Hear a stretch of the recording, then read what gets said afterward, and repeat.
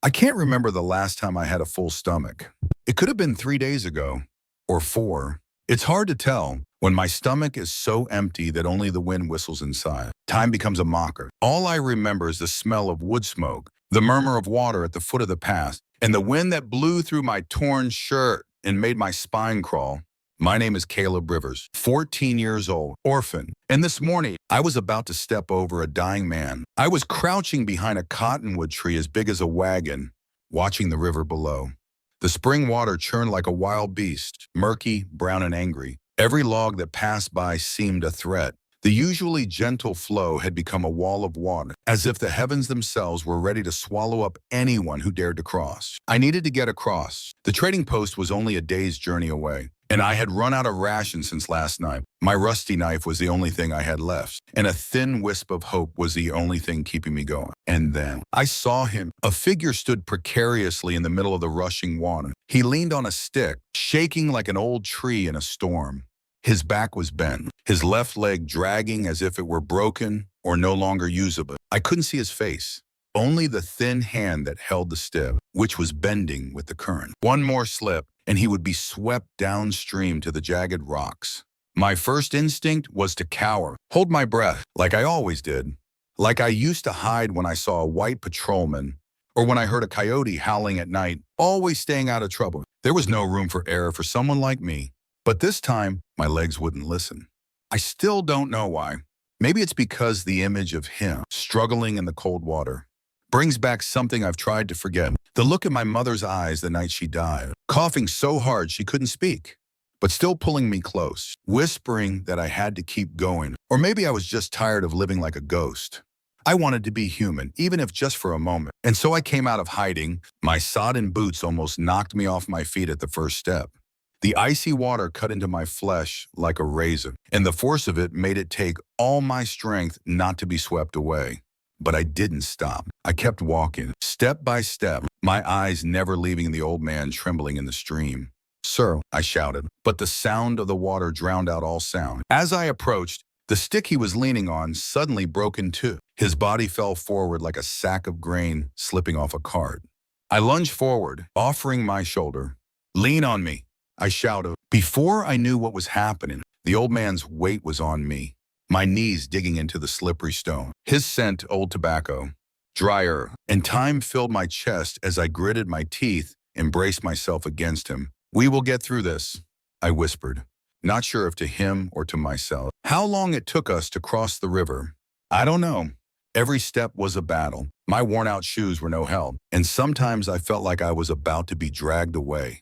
But then I remembered my father, the way he had clung to me the night the tent burned.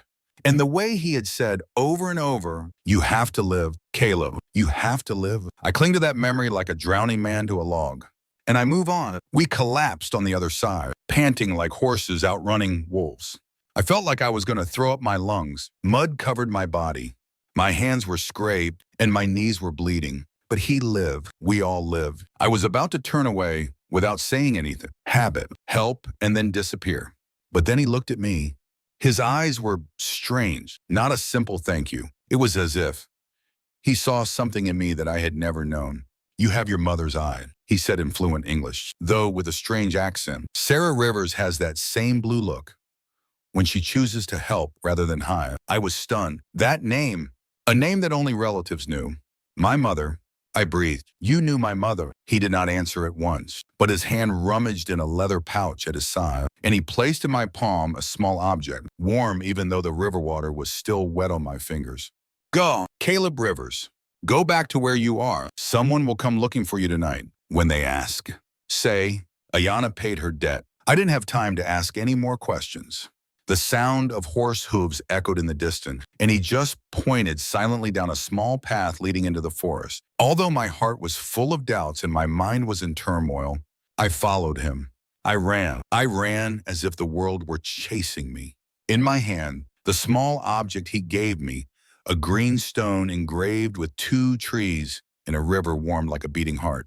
I didn't know if I was running towards destiny or running away from the past. I just knew from that moment, I was no longer a wandering boy. I began to become someone born to protect something greater than myself. And that was the first time I heard the name Ayana, the person who would change my life forever. I remember sitting by the fire in the cave, my hands shaking not just from the cold, but from something bigger that was tingling under my skin, like an unfamiliar electric current. It wasn't the first time I touched turquoise. Every Westerner had seen that beautiful green stone at the fair. But the little piece Ayana gave me, it was different. I held out my hand to the firelight. The gem was small, no bigger than the tip of my thumb, polished to a point that it reflected the flickering embers. But what made my heart stop was the carving. A small, winding river, flanked by two trees, same symbol. Exactly like my mother's necklace. I had looked at it for the first 12 years of my life. Every morning my mother would smooth my hair before slipping it around my neck. The thin silver chain and the turquoise were the only pieces she never took off. Even when she lay delirious with fever, the night she died, it disappeared with her. My father searched the cabin. He believed someone had stolen it and put a curse on it that would make his illness fatal. But Dr. Morrison said, "The water is poison, nothing strange." I believed him. I accepted that life is simply cruel. Until tonight, I couldn't sleep. Every sound in the woods made my heart pound. I held the jade in my hand, warm and heavy. It wasn't jewelry, it was proof. Proof that my mother was more than just the white wife on the edge of town. She belonged somewhere, or someone. Elder Ayana had said the name right. Sarah Rivers. He didn't guess. He knew. He saw something in me that I had never seen in myself in my entire life. I must know, when the first light filtered through the trees, I left the cave, and I didn't have to go far. 3 riders were waiting for me at the edge of the woods, silent, not threatening, but not inviting either. Leading the way was a woman with waist-length braided hair, an eagle feather, and a leather strap across her forehead. Her face was stern, but her eyes were as deep as a lake of ice in spring. "Caleb Rivers," she said in a clear British accent, as if she had practiced my name all her life. "I am Takakota, daughter of Chief Running Bear." Ayana is ready to speak. I don't resist. I don't ask. I'm not afraid. I want to know. The village appeared like a ghost, hidden in the heart of the valley. Surrounded by steep cliffs, people had lived here for years without anyone noticing. The old people, the children, the smoke from the kitchen, the barking of dogs. A world completely different from the one I wandered. All eyes turned to me as I walked in, but not with suspicion, but recognition. As if I were an old horse returning to the stable after a storm. Ayana was sitting by the fire. Though his leg was bandaged, his face was unfazed. When he saw me, his deep eyes lit up not with joy, but with recognition. "Sit down, Caleb," he said. "It's time you knew the truth." I sat down across from him, my heart pounding like a war drum. "Who do you think you are?" The question caught me off guard. I was about to answer orphan, homeless, unwanted, but then I wasn't sure. "I am Sarah Rivers' son," I answered, as softly as the wind. "Born in Ohio, father was a blacksmith. Mother, she loved to paint. Paint dreams? Dreams." Ayana tilted her head. I nodded. "My mother used to dream of a valley with silver cliffs, a river winding around it, and 2 big trees beside the wall. She said it was just her imagination. But I remember every stroke." Takakota was standing by the fire, suddenly said softly, "Ancient memories do not die. They hide in blood, in dreams, waiting for the right person to awaken them." Ayana nodded. Then he pulled out something I didn't expect. My mother's pendant, the real one. I almost fell over. "You're not crazy," he said softly. "Your mother's real name was Sarah Whispering Wind. She was my niece, kidnapped when she was 7 in a raid by land grabbers. We thought she was dead." I felt my mind drifting away from my body. Every word he spoke was like a gust of wind, stirring up the dust I had buried in my memory. But she told me stories about her childhood, the farm, the chickens, the oil lamps. "Children ripped from their roots often create new memories to survive," Takakota said. "But the soul does not forget." I can't breathe. "Your foster parents, do they know?" Ayana shook her head. "They raised her as their own. But when Sarah met her husband, your father, she started to paint. She started to dream. She started to remember. And when she died, I thought it was all over." He looked up at me. "Until I saw your eyes, the eyes of that little girl." I bowed my head. The jade in my hand was hot, as if my blood was boiling. "Why isn't my mother coming back?" I asked, my voice hoarse. Ayana was silent for a long moment. "Because the people who took you are still hunting." I clenched my fists, breathing heavily. And my parents didn't die because of bad water, Takakota whispered. They were killed to keep them from coming back. I used to think I belonged nowhere, but now I yearn to know where my blood comes from and why it was worth killing an entire family to hide. I thought I knew what loss felt like. I believed my parents had died from something beyond my control's fever. Poisoned water or cruel fate. But what Ayana and Takakota told me that night blew away the fragile foundation I had built for survival. We sat around the fire in the elder's hut. The firelight reflected off the deerskin walls, which were hung with strange patterns. No one spoke for a while. No one wanted to break the stifling atmosphere that weighed heavily on my heart. Finally, Ayana spoke. His voice was not loud, but each word was like a knife stabbing into my chest. Your parents didn't die of fever, Caleb. They were murdered. I froze. That statement not only shocked me, it made me want to scream, to punch something until it bled, to prove that I could still feel. No, it can't be, I stammered. Doctor Morrison, he said it was the well water, the bacteria. Takakota sat silently by the fire, her eyes fixed on the flames as if searching for something in her memory.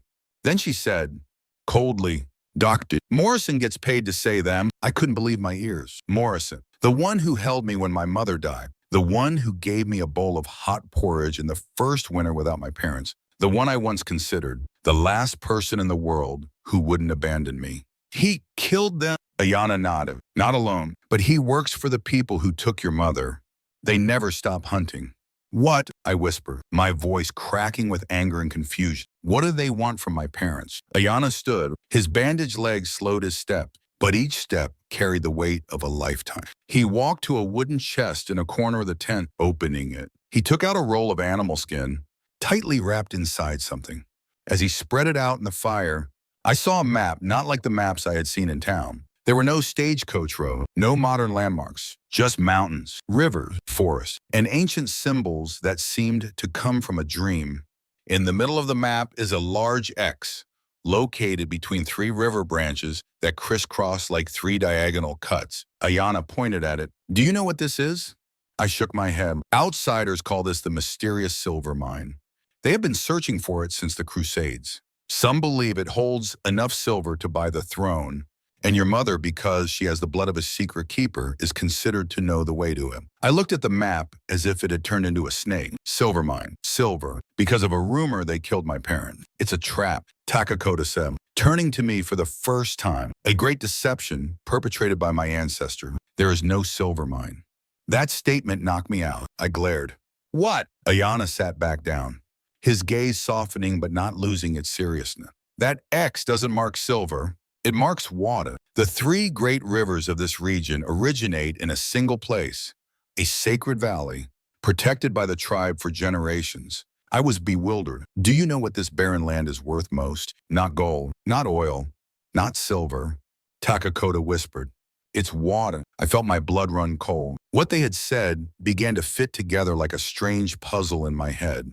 Mother's dreams, the valley with the river, the silver glint in the rocks, the thick growth of trees, not silver, but water, reflecting in buried childhood memory. So they killed my parents. Ayana continued. They believed my mother had the map. When they found out she was dead, they turned their attention to my father. And when they saw I was alive, they started hunting me. Anger flared up inside me like a sandstorm. I clenched the turquoise in my hands so tightly that my nails dug into my flesh. Because of a lie, because of greed, they destroyed my whole family. Ayana put her hand on my shoulder. It's not just you, Caleb. They're plotting to take control of the entire region's lifeblood. If the secret gets out, thousands of Indians, cattle, farmland, all will dry up under the greed of the people. I choked. My eyes stung. My whole life was a lie built with blood. What about the map? I asked. If there was no silver mine, why not tear it up? Why not hide it forever? Ayana sighed. Because humans will never stop searching for something that doesn't exist. But if they know what's truly valuable is water, they'll destroy everything to get it. We keep the map, keep the legend of silver, like a smokescreen. I nodded. For the first time, I understood. So, now it's my turn, I said, my voice hoarse. I'm the last of my mother's blood, so I'll be the one to keep the secret. Takakota looked at me. her eyes shining with something almost pity. Not just a secret. Caleb, she said, it must be protected with blood and wit. And tonight, you will have to decide that sooner than you think. Why? I asked. She turned toward the tent door. The sound of hooves was heard in the distance, heavy, urgent, and approaching. Because, Takakota whispered, they're here. And so, for the first time in my life, I understood that my parents did not die of illness. They chose death to protect what they believed was sacred. And now, it was my turn. I heard the sound of hooves before I saw the fire. They came quickly, like desert winds blowing sand. 8 horsemen silent, cold bearing the crimson banner with the letter M that I had seen mounted on Morrison's carriage. But this time, instead of medicine bags and words of comfort, he brought rifles, silver bullets, and murderous intent. They're here, Ayana whispered in my ear. His voice as heavy as a rock. The drawing my mother had left me, the last map. The ink blurred by the years lay folded in my pocket. I had held it for 2 years, thinking it was just a souvenir. Now I knew it was the key to the sacred valley, where the 3 great rivers of this region began. Morrison doesn't know what the real secret is. He thinks he's after silver, but what he really wants is power. And what he's about to trample on is the lifeblood of an entire nation. Come out, Caleb Rivers, Morrison roared, his voice echoing through the valley like a drought. You give me the map. And no one died. I have never seen anything like it. As the first arrow whistled through the air and struck the ground near my feet, no more names were called, no more warnings, no more threats. There was only the roar of guns, the snap of bowstrings, the pounding of horses' hooves, and the sound of men screaming in pain. The battle begins. Morrison roared like a wounded animal. He was no longer the doctor, no longer the man who had given me a warm blanket as a child. Now he was a predator, his face twisted with hatred, the obsession with counterfeit silver that had haunted him for 30 years. I dashed forward, dodging behind the rock, clutching my rusty knife, my only weapon. It felt like the entire valley was exploding. The smell of gunpowder, smoke, sweat, and blood mingled, choking the air like a deadly storm with no escape. Across the plain, the native warriors fought like cornered lions. They moved through the darkness like ghosts, darting, striking, then retreating like the tide. They were not fighting for land. They were fighting for water, for the children in the tents, for the blood Morrison wanted to drain from their veins. Takakota, despite her injuries, was still leading the archery team. I saw her reach out, pull the bowstring, and hit one of the men who was about to shoot at Ayana. But she didn't see the other man, who was aiming straight at her back. Watch out, I shouted. No time. The gun went off, and then she fell. I rushed to her, ignoring everything around me. Bullets whizzed by, but I didn't stop. I knelt beside her, my hand supporting her head on my knee. Takakota, she tried to open her eyes. One hand was on my chest, warm blood seeping through my shirt. You don't let them take the water, she whispered. Her voice as dry as the desert wind. I squeezed her hand, tears falling without time to wipe. I swear to you. Her face relaxed, a smile, then she drooped like grass when the wind died down. My screams echoed over the gunfire. No one heard them, but I didn't need them to hear me. I just needed Morrison to know I was alive. I stood up, blood on my hands, hers. Mine nothing mattered. Morrison stood not far away, trying to reload, his eyes darting around frantically as his men began to fall one by one. I shouted, you want the map? It's on fire. You want the secret. I keep it in my head. You want to kill me? Come here. He turned back. His face was pale with anger. You ungrateful piece of trash, he hissed, raising his gun. I knew he was going to shoot, and I also knew there was no way I could dodge that bullet. But I'm not dead. A gunshot rang out, but not from his hand. Morrison was shot in the shoulder and staggered. From the top of the cliff, Marshal Whitehorse appeared, with a dozen federal gunmen. They had arrived. Marcus, the young warrior who had betrayed under duress, had kept his promise. Morrison roared like a trapped animal. He tried to run, but the tribesmen had sealed every escape route. He knew he had lost, and this time, no lie would save him from justice. I stepped in front of him, breathing hard, blood still flowing from my hand. He looked at me, his face now filled with nothing but despair. My parents died because of you, I said, my voice strangely calm. My grandmother died tonight because of you. And almost a whole generation died because of your bloodlust. He looked at me, trembling, I took the turquoise, the only thing my mother had left me, and held it up in front of him. This is what you can never have. Not silver. Memories, vision, blood, the flow of the earth. Morrison said nothing. He was handcuffed and dragged away like a chained animal. But I knew the look in his eyes before he disappeared that he had lost his soul.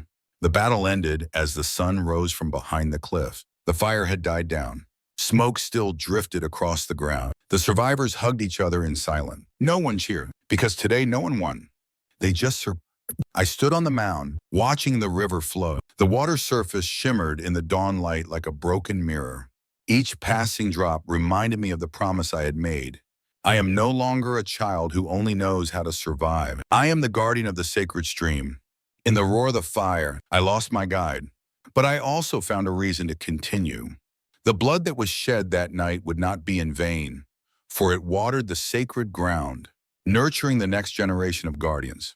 And I, Caleb Rivers, would be the first. I sat alone by the river all morning. The sun rose, warming the ground soaked with last night's blood. But I was still cold, not because of the wind, but because a part of me had died with Takakota, with the mother I had never fully known, and with the old me who had believed the world was only a place to survive. The water in front of me still flowed, silently, steadily, as if nothing had happened. But I know that from this day forward, every drop of water that flows through this land carries a piece of my soul in it. And I swear, with all the blood in my heart, that no one, no Morrison, will ever take it away again. I didn't see Ayana coming. He put his hand on my shoulder, light as air. His hand, though thin and shaking, carried the weight of a generation. The earth has chosen you, he said softly, just as it chose your mother. I clutched the turquoise, now soaked in my sweat and blood, no longer an object, but a crystallization of past, present, and things yet to come. Would she be proud? I asked, my voice breaking. Ayana nodded, his eyes red but bright, like the last fire that had not yet died out. Not just proud, she waited for this day, guiding me through dreams, keeping memories alive in blood and whispers. And today, I chose what she did. Truth over safety. I looked at the portraits of smoke and ash painted into the sky, restless souls who had shed blood to protect this valley. Last night I threw the map into the fire, but the fire opened the door. Memories of my mother, dreams I had dimly sensed, were now as alive in me as blood in my veins. I know the way to the sacred valley. I feel the underground water. I understand the whispers of the rock, the tree, the water, and now I carry it like a part of my body. No one doubts who I am anymore. No need for papers, lineage, or ceremony. I am Caleb Whispering Rivers, son of Sarah Whispering Wind, heir to truth and source.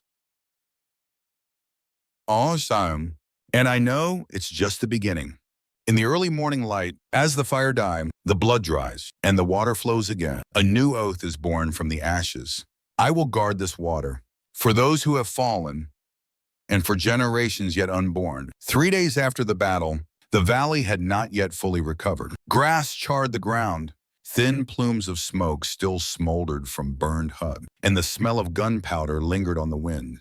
But beneath all the destruction was life. The remaining warriors rebuilt their huts. Mothers warmed their hands over the fires with their children.